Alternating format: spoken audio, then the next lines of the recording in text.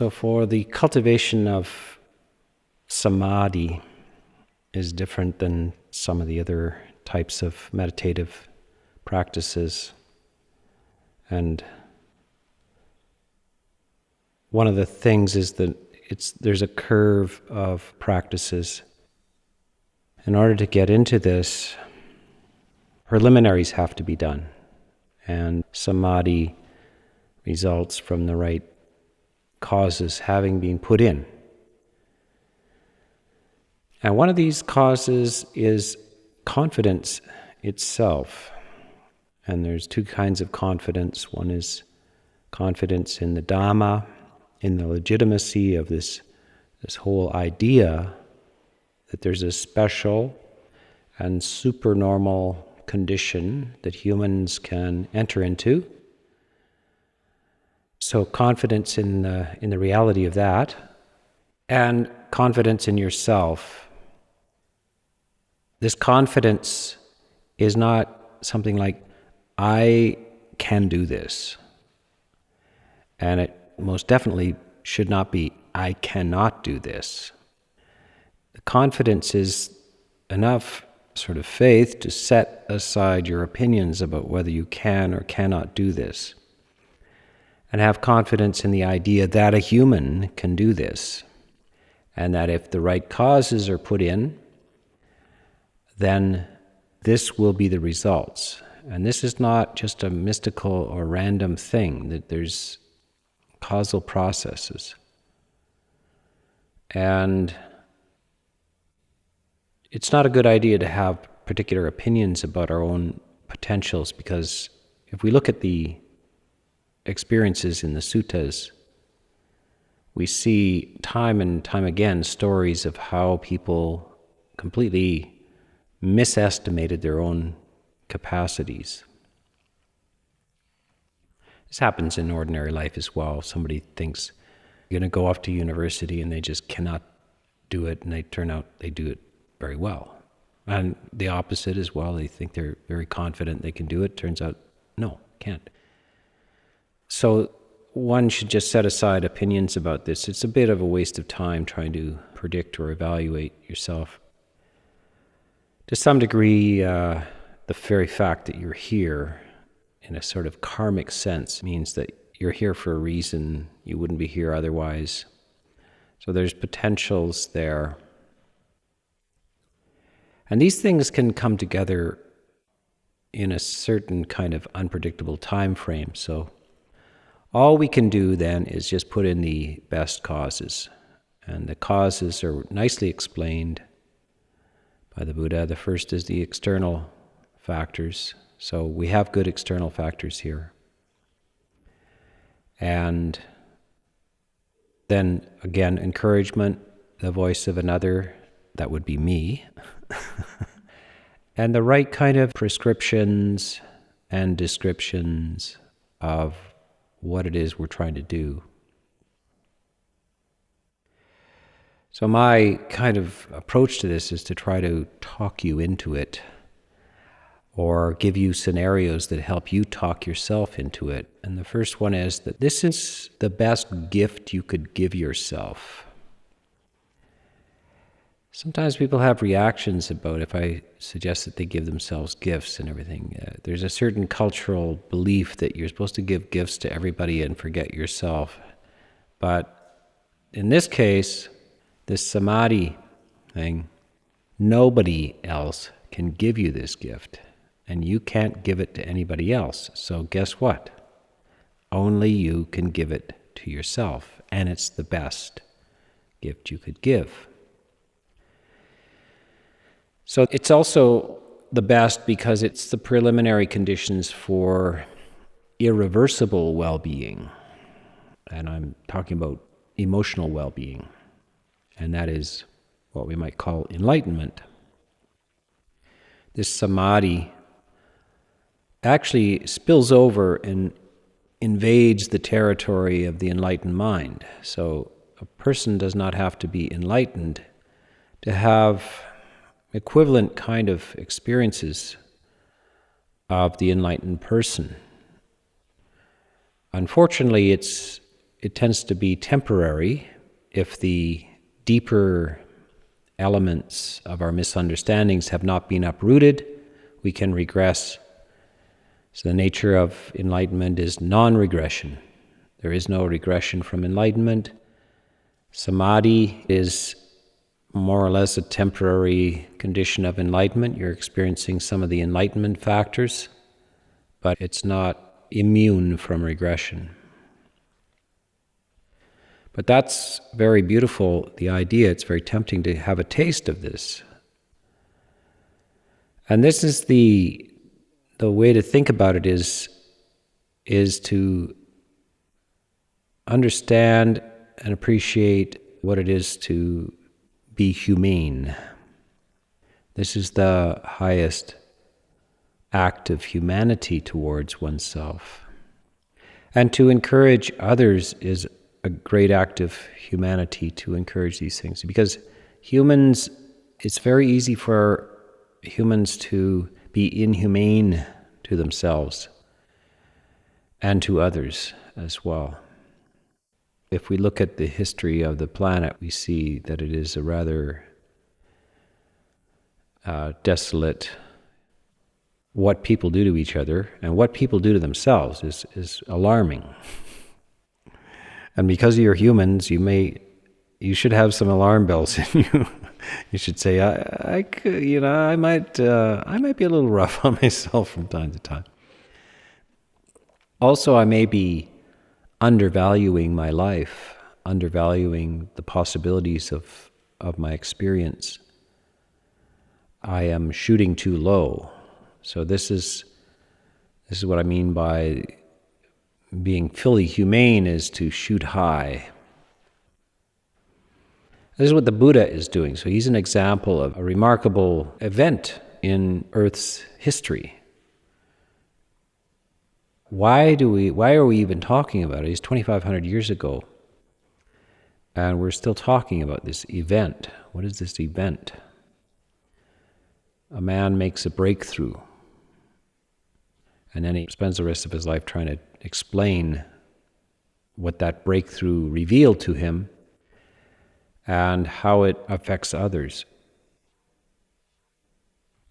So it's a breakthrough to an extraordinary level of humanity is what it is. A sudden pronouncement, which is, we're just more or less catching up now, 2,500 years ago, to this idea. He's advocating, he's had this breakthrough vision, and he's saying, you really should stop this killing each other, all this killing stuff, and also even for animals. And there are other ways of functioning in life. There are positive emotions, and they get things done, and that's how you should function. And those other negative, painful, problematic emotions, they're not absolutely necessary. You really can undo these things. That's a very, very modern message. We're still just beginning to hear that kind of talk. Imagine this being in the 5th century BC. The breakthrough is extraordinary. I think he understood it as extraordinary too, and I don't think he expected it to really be fully appreciated at the time, but he's in for the long game. He talks in terms of millennia, thousands of years. It's a very unusual thing to be talking, that expecting the impact of his ideas and so forth to be ranging out for thousands of years, transforming people. And so he's very into a kind of sense of causality, though. He knows when you drop this little element into human consciousness, it starts to spread. And that it's so valuable that it will be preserved as well. He understands that once people begin to experience it themselves, they will not ignore it. It will not fade away on them. They will maintain it to their dying breath, and they will spontaneously make efforts to share it because it's so positive. He doesn't have to enforce that idea of sharing. There's no punishment for not sharing. because of the benefits that come to you, you will just naturally share it as you can. So we need to find out what he's talking about, and if we just, of course, there are levels of benefit along the way, just to straighten out our behavior and start speaking in a more orderly fashion, or behaving in a more orderly fashion, or maybe giving up outlandish drinking habits or something like this. A vast shift in the quality of life can occur for people, and they talk about it and have transformative experiences. But those are benefits of the path, but these are, once we start with talking about this samadhi, the jhanas, these are, again, higher fruits of the path, and this is in the top last three factors of the path. This is the higher mind. So this is the beautifully anticipatory event of the Buddha having been a sensitive type and understood the shallowness of a purely materialistic existence as a royal prince with all the sensory happinesses available to him, finding it, as many people who are sensitive and intelligent do, that it's a bit shallow. Is that all there is? So he goes in search of something, sets that aside, and says, there's got to be more to it than that. He goes into descriptions about the level of food that was served at the palace and all this kind of stuff, and even the servants had this high quality, beautiful kind of food and everything, but it's just so what? He's got the glimpse. He's had the vision, and the vision is the reality of and certainty of just it all passes away and you die. And that's just, he can't let go of that. He can't forget that. It's always with him. It's weighing on him. He can't unsee it. That's that existential vision that some portion of the population has, and other portion of the population apparently don't. But it's there, and he's willing to try very hard, and he does. In fact, he falls in with a crew that tries too hard in the wrong way, and is extremely painful and exhausting kind of practices. So the jhana factor just comes up just at the end of that period when he finally becomes humane. So this is the beauty of the Buddha is a grand human. And he has enough human sense to see the shallowness of the trivial life of indulgence, and also to be kind enough to himself and humane enough to himself not to indulge in extraordinary painful practices which cannot be what he is aiming for. He doesn't know quite what he's aiming for. He's not enlightened yet, but he knows by his intuition about goodness and humanity that can't be the way. These are these super austere, harsh practices. So he abandons them all and goes to that beautiful place on the river under the banyan tree. Now that's something, you need to use these stories for your own well-being as well. That you also have to give up these either shallow things and painful things because you have a humane heart, and that's actually active in you, and it's guiding you. So you're going to stop those kind of practices and find relief. So the samadhi is relief. He finds this nice cool forest, a shady forest with the breeze blowing across the river. It's very nice. He also eats and treats his body in an appropriate fashion. And right away, you can imagine there would be a certain amount of joy instantly come up in that, just the feeling of that all of your nature as a human kind of rejoices in that choice. And it's very soon that the samadhi for him appears. And he says that the experience, the pleasurable experience of this, that this type of pleasure is not to be feared. It's not a shallow pleasure. It's not a mere sensory pleasure. It's something very beautiful and not something that should be concerned about, or it doesn't lead you into shallowness or into pain either. So it's something that should be welcomed in.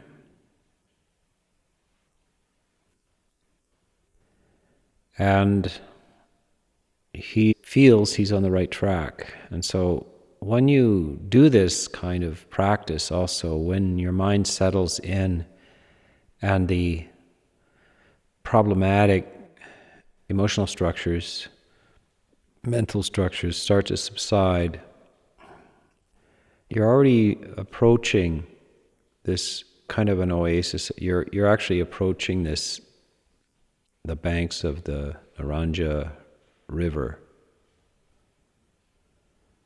to this shady, beautiful spot. And there's two parts. One is the negative aspects, the five hindrances, and as they subside, it's not necessarily that you instantly have the jhana factors, but they can be there in a weak form. And even in their weak form, the absence of worry and hostility, anger, irritation, all these unsatisfactory psychic irritants, the mere absence of them is a blessing. When you experience even a neutral feeling, which follows a painful feeling, is experienced as pleasant. The jhana factors, though, you must ask for lots from that. The pleasure can be remarkable, and you should aspire to that and inquire into that and expect that if you enter into this wholeheartedly, which is one of the jhana factors, and you are absorbed, which is another way to talk about being wholehearted, then just to the degree that you're all in is the degree that the jhana factors will be complete. So this is like a relationship, a love relationship. All kinds of different love relationships. Your love, a child to a parent, or between lovers, or between, friends. Just to the degree that you are able to love, then the relationship is rewarding. People are often not, they don't appear to understand what it is to commit to a relationship. And if they can't commit to that, just to the degree that they do not, they will experience this lack of satisfactory relationship. When the commitment is wholehearted and complete, then it's intensely beautiful. And without that, it's not. Well, you could be halfway in, and it's not bad. But if you're all the way in, it's wonderful. For some people, it appears that they are in love with humanity, and they're all the way in love with humanity. And they get the rewards of that. And then on the other end of the spectrum are people who are not they don't seem to have any connection with humanity.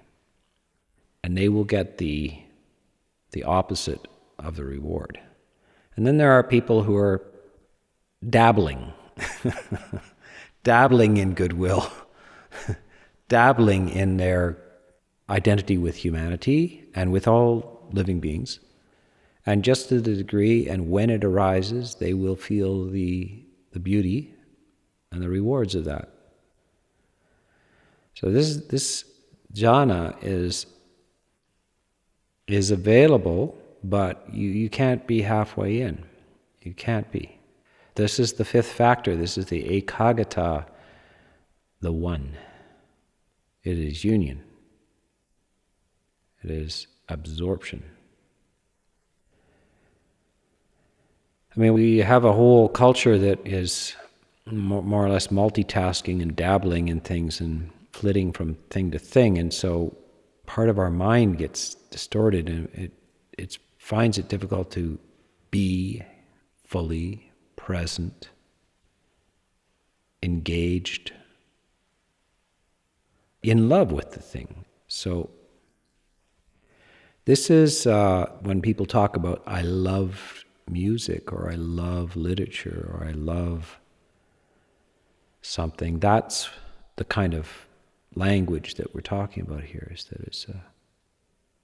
it's a restorative, it gives you the sense of true health, the health of the heart, the health of the emotions, the health that makes it all worthwhile.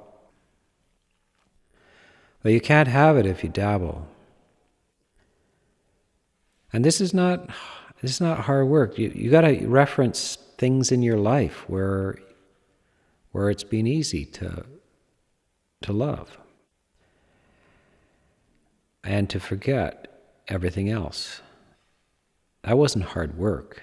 That was the best thing you've ever done. So this is an experience of the heart. Samadhi is not an exercise of the mind. It's not a laser beam that comes out of your forehead. This is an immersion in a whole body immersion, a whole mind, a wholehearted immersion.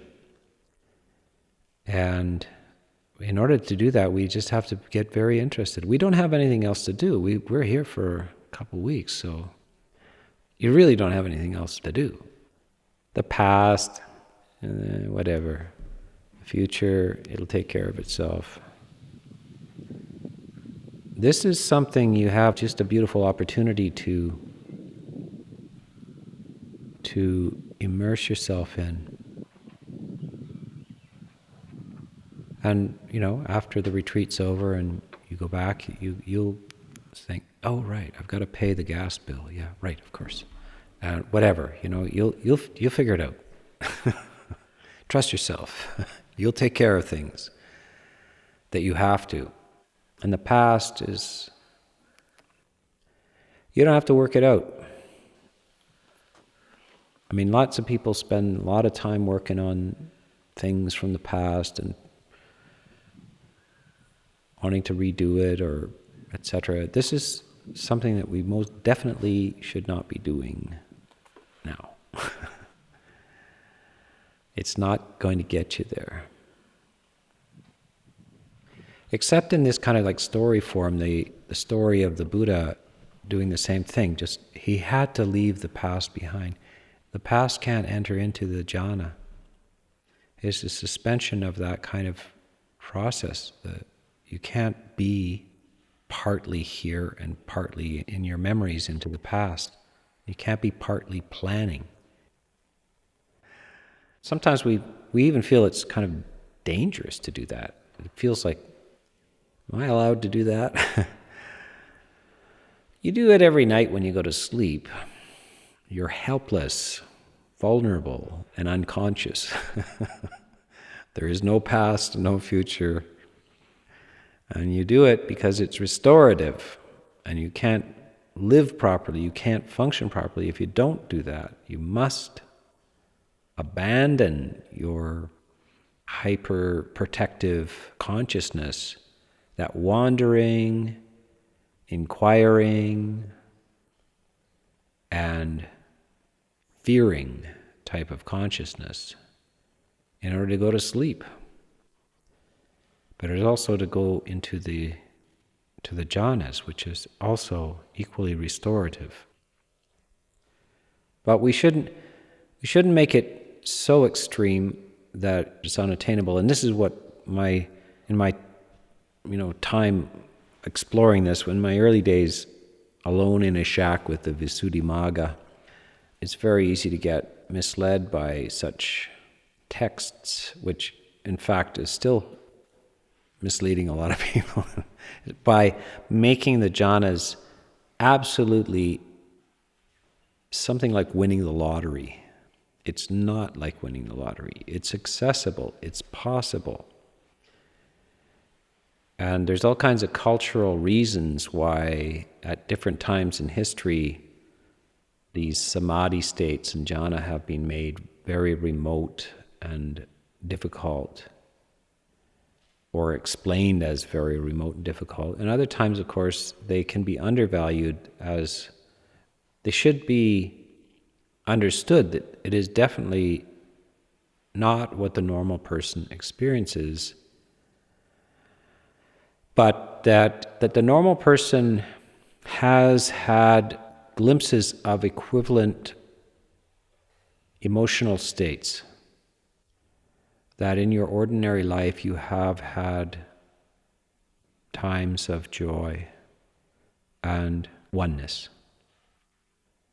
And that's why I bring up the idea of relationships, because somewhere in most, well, maybe, I don't even know whether it's most people, but a substantial portion of the population knows what it is to feel love and to be really committed to another person.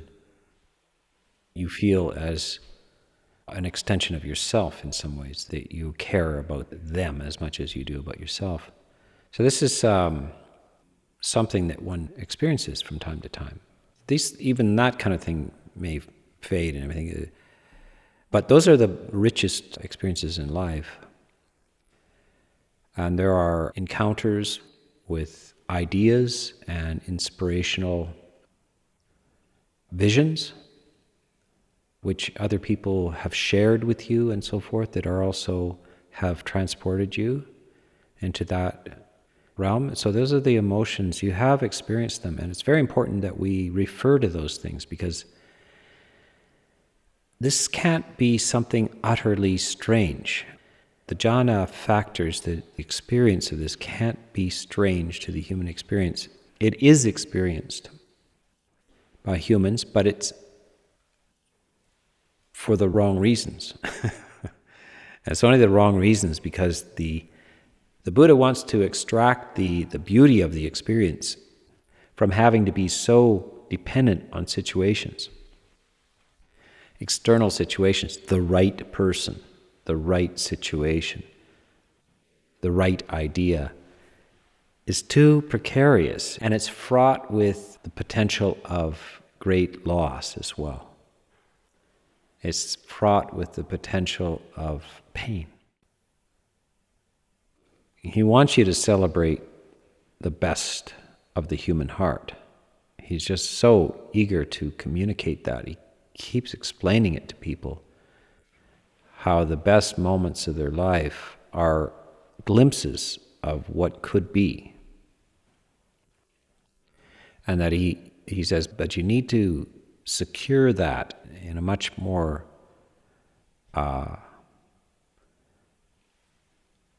much less precarious way.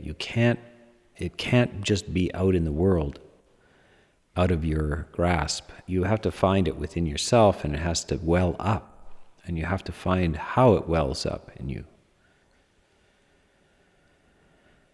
So that's the procedure. That's where we're going into this.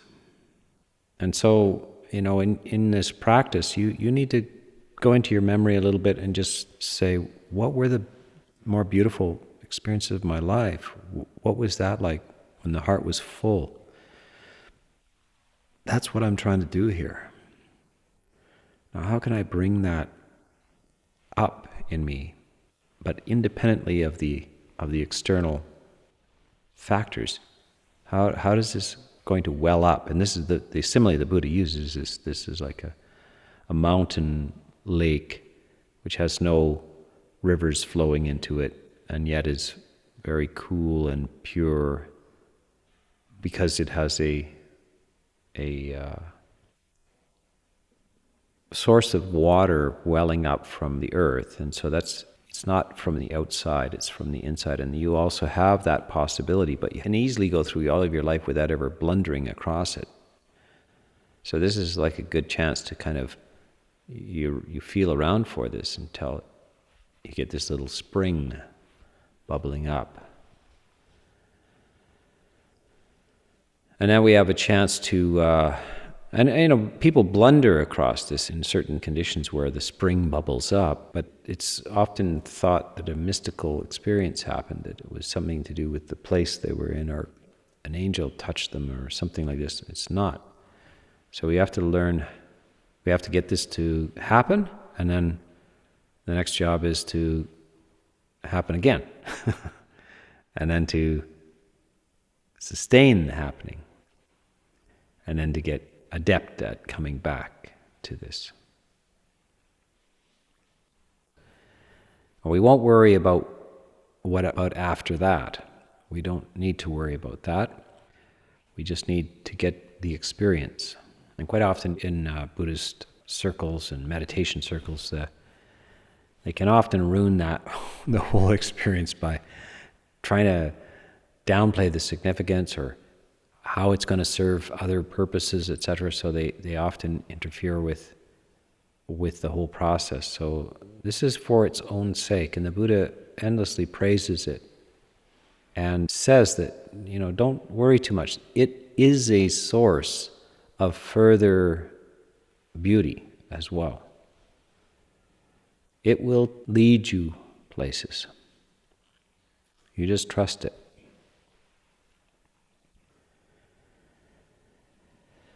So this is just our opening period. Now, again, and if you've been on retreats with me before, I make sure that you understand that the first few days at least, you are not trying to get too still right away, but trying to bring some joy and energy up. Joy and energy has to be there first. You need to enjoy yourself. Not try to be too strict with yourself, not try to focus too hard, but more or less to smile it into existence and stay with the lighter, more joyful feeling.